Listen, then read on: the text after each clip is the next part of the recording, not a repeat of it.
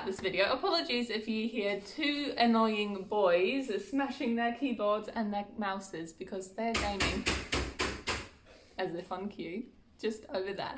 Okay, on with the actual purpose of this video. I'm going to be sharing with you my top 5 tips to read more books. Before we really get into it, I just want to say, whether you read 10 books or 50 books or 100 books, it doesn't matter, that is still success. You're a reader if you read one book, if you read manga, if you read comics, if you read articles online, still a reader. So don't get your knickers in a twist, or your boxers, or you lads out there, or just, if you don't wear underwear, just don't get anything in a twist. I know that there's a lot of pressure on us to consider ourselves readers only if we breach a certain threshold of books read. That's just not the case, and that's just how we've been programmed to think thanks to social media.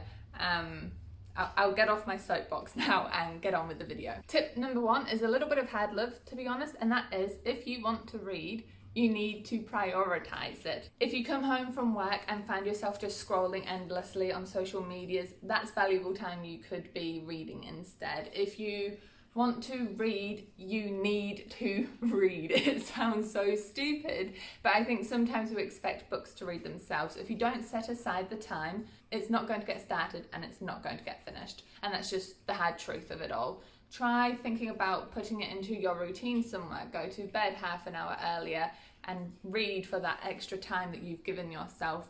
If you're a commuter, try reading as you commute. Audiobooks are great if you're the person driving. And I know that this can be a lot easier for people like myself. I have no children and no massive responsibilities outside of my own job. And those of you who might have family that you need to look after, it's definitely going to be harder for you. But any time that you can commit to reading instead of scrolling or doing anything else is time that you will have to get through that book that you really want to finish. Tip number 2, again a bit intuitive,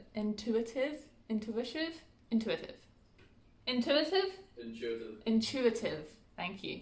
But again, it's not something I see people really talking about, and that's making sure you choose a book that you like. Kind of harping back to that whole social media thing, the same book coming up again and again as I'm scrolling. For example, I know Michelle Obama's one is always on my feed. I might feel inclined to pick it up because everyone else is reading it, and it's insinuated that that's what you should like as well. But that's just not the case. Take your time to read the blurb. Have a look at the 5-star reads of your past. Even if you're in the library or in the bookshop, take the time to read the first few pages. And if it hooks you in, great, go for it. If it doesn't, put it down.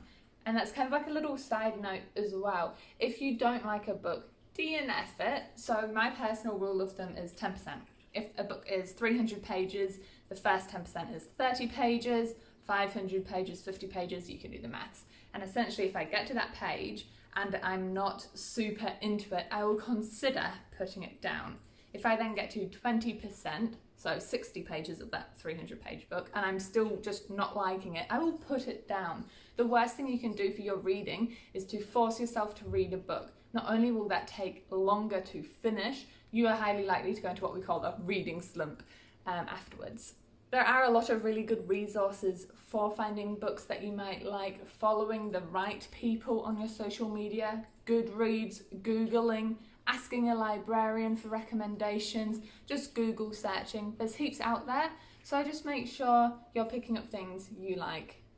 In the same breath though, feel free to try new things. Don't let me stop you do that. Tip number 3 is to recognize that reading is a muscle. You cannot expect yourself to sit down for 5 hours and read a book cover to cover. Probably not going to happen your first time. Personally, I can sit down and read a book if I love it well enough for hours because I've been reading my entire life like that. I've had years and years of practice, but I definitely didn't start out like that, and you can't expect yourself to either.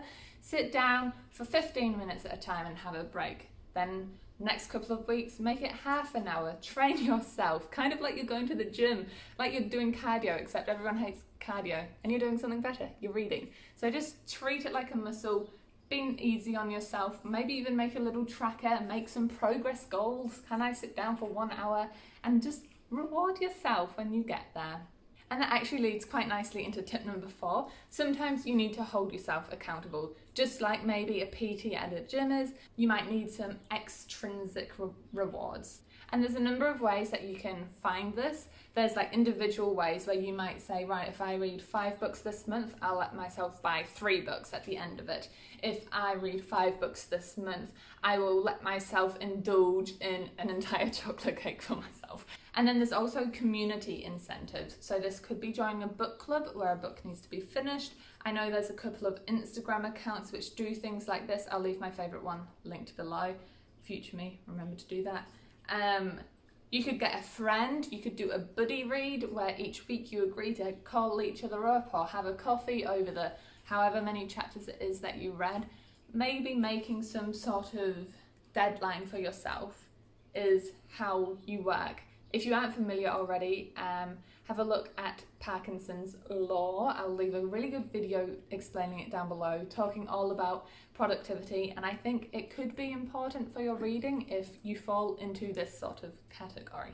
And my last and final tip, tip number 5, is to kind of analyse what situation, what environment you read best in. Are you somebody who likes to have headphones in and listening to some classical music in the background? Are you somebody who likes to read in absolute silence? Do you like being outside? Do you need to have snacks on hand? If so, get them ready before you start. Do you like to read where there's nobody around? Do you like to read in a group setting?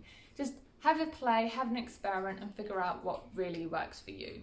And just like as a quick bonus tip, tip number 6, think about who inspires you and see if you can draw inspiration from that. So what I mean by this is when you follow the right people, they can inspire you to read new things. Personally, I like to watch booktube accounts and people's wrap-ups and stuff because not only do I find it really interesting to see what they're reading, I think it's quite inspiring sometimes to see how much people read, or to be honest, how little people read. I've watched wrap-ups where people have only read 3 books in a month, and that's just as inspiring because it's nice to yourself knowing that you don't have to read heaps. So that's it on my top 5 tips for reading more books. You need to prioritise it. Choose books you like. Reading is a muscle. Maybe give yourself some rewards extrinsically or intrinsically, and learn where you read best. I hope you've enjoyed this video, and if you have, please consider leaving a cheeky like and subscribe down below, and I'll see you all in the next video. Happy reading and enjoy all the places you'll go.